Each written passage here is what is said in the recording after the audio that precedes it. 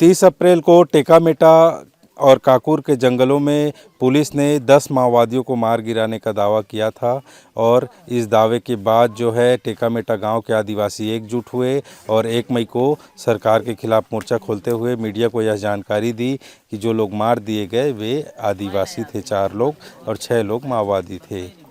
लेकिन बस्तर की पुलिस और छत्तीसगढ़ सरकार यह दावा आज भी करती है कि ये जो लोग मारे गए ये माओवादी थे और इनामी थे। लेकिन अब सर्व आदिवासी समाज ने एक जांच दल का गठन किया है जिसमें उनके अलग अलग लोग हैं और जब आप यहाँ नीचे देखते हैं तो ये अनाथ बच्चे उनके बच्चे हैं जिन्हें पुलिस माओवादी बता रही है। उनकी माँ है, पत्नी है और ये मासूम बच्चे जो आपको दिखाई दे रहे हैं ये लोग हैं। हमारे साथ सर्व आदिवासी समाज की पदाधिकारी हैं मैनी कसलाम जी और वो आज इस गांव में आई हैं। उन्होंने अलग अलग लोगों से बातचीत की और जहां पर मुठभेड़ की बात कही जा रही है उस घटना स्थल का दौरा किया। काफ़ी दूर पैदल उन्हें जाना पड़ा, लेकिन ये सारे लोग घटना स्थल पर गए हैं और उसके बाद अभी मीडिया से बातचीत कर रहे हैं। क्या पाया आपने जब आप लोगों से मिली, उनके परिवार से आपने बातचीत किया तो क्या कुछ पाया? क्या दस्तावेज है इनके पास जो ये बताते हैं कि ये एक आम आदिवासी हैं, माओवादी नहीं हैं? देखिए, यहाँ पर जब हम लोग टेकामेटा गांव में आए और यहाँ पे जब परिजनों से हमें मिलने का सौभाग्य प्राप्त हुआ तो हमने इनसे बातचीत की, रूबरू किए और इनसे पूरी जानकारी हमने लेने के बाद हमें पूरा पता चला कि ये मतलब ग्रामीण हैं और घर परिवार चलाने वाले हैं और गांव के हैं और इनके पास तो सारे डॉक्यूमेंट्स है। डॉक्यूमेंट्स के सिवा उनके पास उनके बाल बच्चे हैं, छोटे छोटे सारे चीज़ है उनके पास।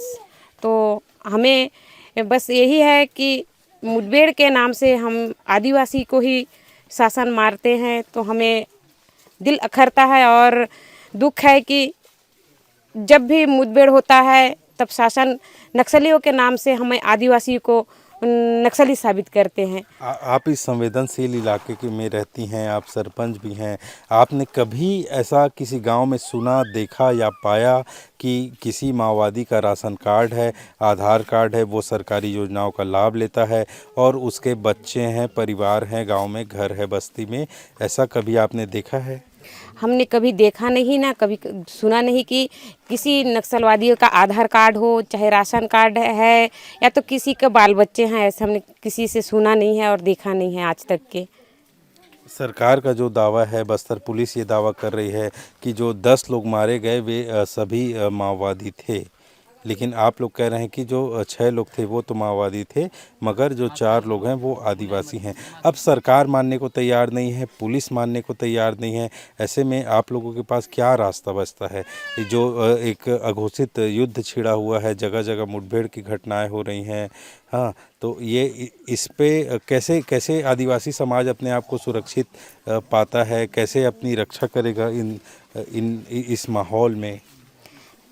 शासन तो मानने के लिए तैयार नहीं है। जब मुठभेड़ होता है तो अगर नक्सलवादी लोगों को नहीं मिलते हैं तो आदिवासी जो खेत खलिहान में या तो पहाड़ी घूमने जाते हैं। हमारे तो पूर्वजनक से जो रीति रिवाज है कि हम खेतों में काम करना, जंगलों में घूम के जड़ी मैंने जंगली जो भी मतलब सब्जी हो चाहे कुछ भी हो ऐसा ढूंढ ढांड के ला के खाने वाले लोग हैं।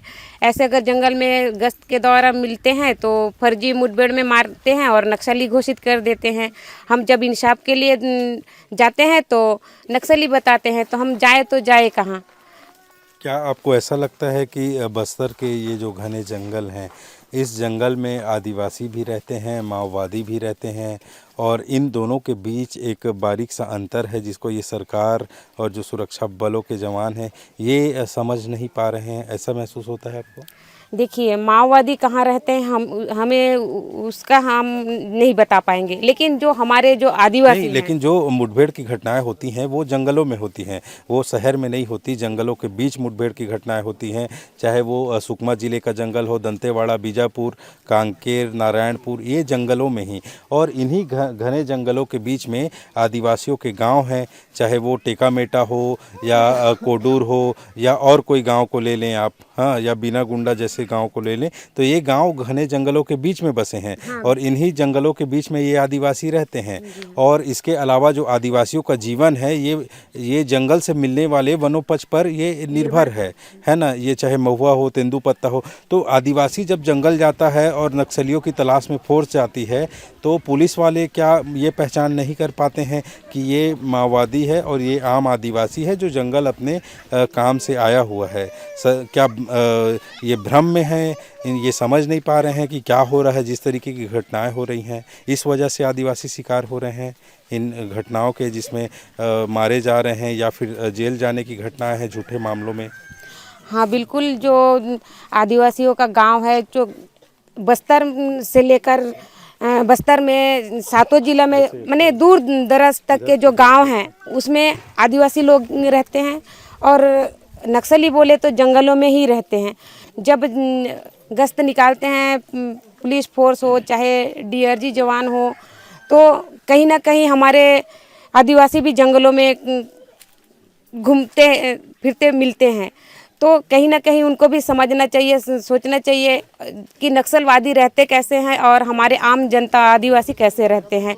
तो समझ नहीं पाते हैं, और समझ पाने के बावजूद भी वो अपने नाम कमाने के लिए हमारे जो आदिवासी निर्दोष आदिवासी रहते हैं उनको पकड़कर फर्जी इनकाउंटर करके मार के नक्सली साबित कर देते हैं। प्रमोशन के चक्कर में ये मुठभेड़ की घटनाएं बढ़ी जिसमें आम आदिवासी मारे जा रहे हैं। हमें ऐसा लगता है, क्योंकि अभी जो फिलहाल जनवरी से लेकर अब तक के कई घटने घटे हैं, उसमें कई हमारे आदिवासी निर्दोष आदिवासी मारे गए हैं और उसे नक्सली साबित किए हैं। तो देखिए, बस्तर में नक्सलवाद को ख़त्म करने की बात कही जा रही है। बीजेपी की केंद्र सरकार, राज्य सरकार ये दावा कर रही है कि अगले 2 सालों में जो माओवाद है उसका खात्मा हो जाएगा। और सुरक्षा बलों का दावा है, राज्य के गृह मंत्री विजय शर्मा का दावा है कि हम तेज़ी से अभियान तेज करके आक्रामक तरीके से माओवादियों से निपट रहे हैं। और उन्होंने माओवादियों को बातचीत का भी ऑफ़र किया है कि आप जैसे भी चाहें आप हमसे बातचीत कर सकते हैं, या तो आप वीडियो कॉलिंग के माध्यम से बातचीत करें। उनके लिए ईमेल आईडी जारी की गई है, गूगल फॉर्म जारी किया गया है। और दूसरी ओर जो कथित माओवादी हैं वो ये कह रहे हैं कि सरकार की मंशा ठीक नहीं है, बातचीत के लिए माहौल नहीं है, अनुकूल माहौल बनाया जाए। ये तो माओवादियों की बात है, लेकिन अब गांव वालों की बात सुनिए। उनके लिए जंगल में माहौल बिल्कुल भी अनुकूल नहीं है। एक आदिवासी जंगल जाता है अपने लोगों के साथ में गोटा पंडुम त्यौहार मनाने, जो एक उनकी प्रकृति को लेकर ये पूजा पाठ करते हैं, और जंगल में मारे जाते हैं। अब उसके बाद उनके पीछे बच जाते हैं ये तमाम लोग। ये आदिवासी हैं टेकामेटा गांव के, जो पहले कभी काकूर में रहते थे, और भूखमरी, गरीबी और बीमारी से बचने के लिए इन्होंने टेकामेटा गांव में बसना उचित समझा अपने गांव को छोड़कर। और इनके पति मार दिए गए, बच्चे मार दिए गए। तो ये लोग कहाँ जाएं? ये किससे मांग करें कि इनकी सुनवाई हो कहीं? अभी आपके पति को मार दिया गया ऐसा आप बता रही थी, तो अभी आपकी क्या स्थिति है? आप कैसे अपना घर परिवार चलाएंगी, बच्चों को कैसे पालेंगी? चिंता होती है इस बात की? हिंदी नहीं बोल पाते ना? तो देखिए, वो गोंडी भाषी हैं और गोंडी मुझे नहीं आती, तो ये मेरा दुर्भाग्य है कि मुझे गोंडी नहीं आता, और इस वजह से बातचीत में भी दिक्कत है। लेकिन जो साथी हैं हिंदी बोल सकते हैं, उनसे हम बात करते हैं। अजीत भाई, आप बता रहे थे, क्या पाया आप लोगों ने जब आप लोगों ने इन लोगों से काफ़ी लंबे समय तक के बात की? अभी कैसी है इनकी ज़िंदगी? देखिए, हमारा जो सर्व आदिवासी समाज का दल यहाँ आकर देखा, जो 30 अप्रैल की जो घटना है जिसमें 4 हमारे निर्दोष ग्रामीण मारे गए हैं, वो फर्जी है। फर्जी इसलिए हमने इस टेकामिट्टा गांव के सरपंच महोदय जो ताड़वेली पंचायत में आता है उस सरपंच महोदय से मिला। सरपंच महोदय से मिलने के बाद उनसे भी ये मिला कि उनके पास भी जो गवर्नमेंट का रिकॉर्ड होता है, जैसे अभी राशन कार्ड बनाने का सर्वे हुआ, वो लिस्ट में उनका नाम है। सरपंच महोदय भी बता रहे हैं कि डेली हमारे यहाँ से राशन सरकार का जो लाभ है वो ले रहे हैं, और आज पुलिस इनको नक्सली बता रही है। ये सरपंच से भी सुनना मिला, और हमने उन मृतकों के परिजनों से मिला। उनके बच्चे हैं, पत्नियां हैं, किन्हीं के माँ हैं, पिता भी हैं। अब सरकार को अपनी गलती मान लेनी चाहिए और इनको जो आगे की प्रक्रिया है एक अपनी गलती मानते हुए कि ये बताएं कि क्रॉस फायर में ये आदिवासी मारे गए हैं और इनको मुआवजा मिले, ये आप लोग चाहते हैं? क्या चाहते हैं आप लोग? जी देखिए, सरकार को तो ये बात मान लेनी चाहिए।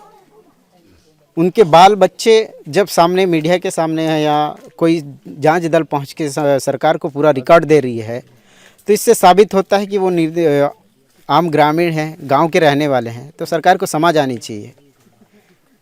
और जो अभी इनकी पारिवारिक स्थिति है, घर में कमाने वाले सिर्फ वही 4 व्यक्ति थे, अलग अलग घर के। आज पत्नियों का हमने ये हाल भी देखा, तो लगभग 26 दिन हो गया तो इनका हाल बेहाल है। पहले की अपेक्षा काफ़ी जो इनकी आर्थिक परिस्थिति है बदलाव हो गया है।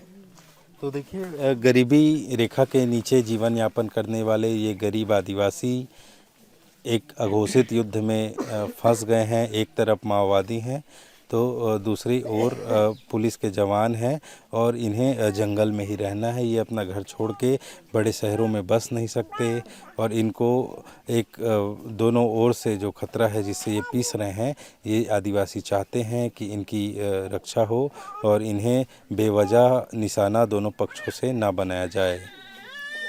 टेकामेटा गांव से अंकुर तिवारी।